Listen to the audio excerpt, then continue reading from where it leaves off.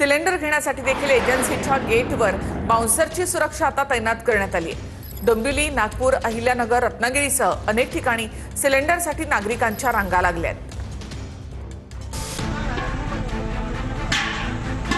नागपूरमध्ये घरगुती गॅस सिलेंडरसाठी नागरिकांनी मोठी रांग लावली आहे।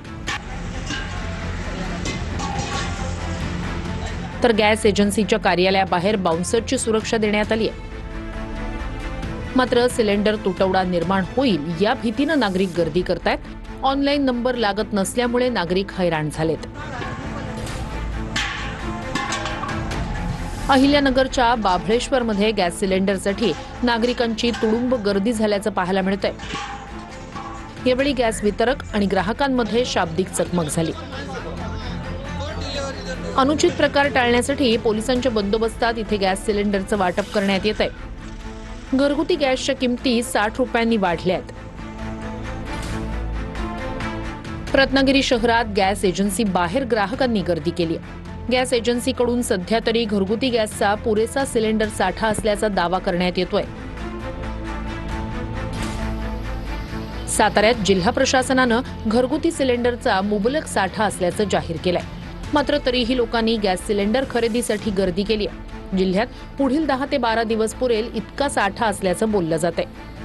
22,000 सिलेंडर जिल्ह्यात वितरित केले जात आहेत। रिकामे सिलेंडर घेऊन नागरिकांनी गॅस एजन्सीवर धडक दिली आहे।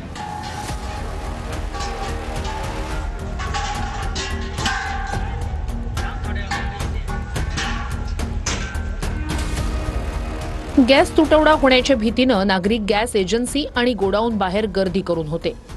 साताऱ्यात 9 लाख घरगुती गॅस कनेक्शन असून सर्वांना पुरेल इतका गॅस साठा सध्या सर्वच एजन्सीकडे असल्याची माहिती देण्यात आली आहे। आपल्याकडे जवळपास 9 लाखाच्या आसपास कनेक्शन आहेत आणि या कनेक्शनसाठी आपल्याकडे अजिबात तुटवडा नाहीये। पुरेशी गॅसची संख्या उपलब्ध आहे। फक्त एक याच्यामध्ये अडचण येऊ शकते ती म्हणजे आता कंपन्यांनी ऑनलाईन रजिस्ट्रेशन कंपल्सरी केलेलं आहे।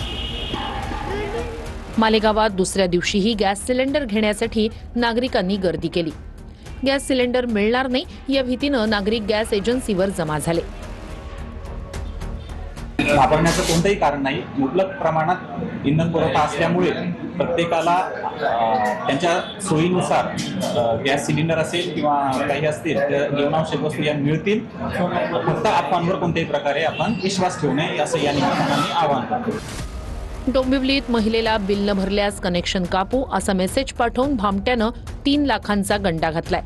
महानगर गॅसचं बिल भरलं नसल्याची भीती दाखवून ही लूट करण्यात आली आहे। या प्रकरणात रामनगर पोलीस ठाण्यात गुन्हा दाखल करण्यात आलाय।